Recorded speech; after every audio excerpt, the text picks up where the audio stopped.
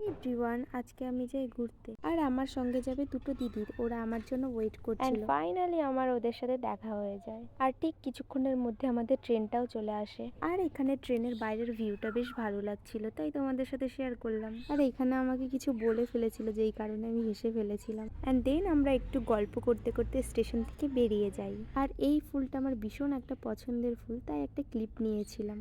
তারপর আমরা একটু হাঁটতে হাঁটতে বাজার কলকাতার দিকে যাই। আর এখানকার কালেকশন আমার একটুও পছন্দ হয়নি, তাই আমরা ওখান থেকে বেরিয়ে এসেছিলাম। আর বেরিয়ে আসতেই দেখি আমার প্রিয় গাছটা, তাই একটা ফুল নিয়েছিলাম। তারপর আমরা তিনজন মিলে একটু টাইম স্পেন্ড করার জন্য রেস্টুরেন্টে গিয়েছিলাম। আর এই রেস্টুরেন্ট আমার ভীষণ একটা পছন্দের জায়গা। তারপর আমাদের এখান থেকে সোজা যেতে হবে ওপরে। আর এই জায়গাটা আমার এই কারণেই ভালো লাগে, বিকজ এখানকার পরিবেশ প্রচুর শান্ত। দেন আমি ওপরে এসে আমার হেয়ারটাকে একটু ঠিক করছিলাম। আর এখানে ওরা মেনু দেখছিল যে ওরা কি খাবে।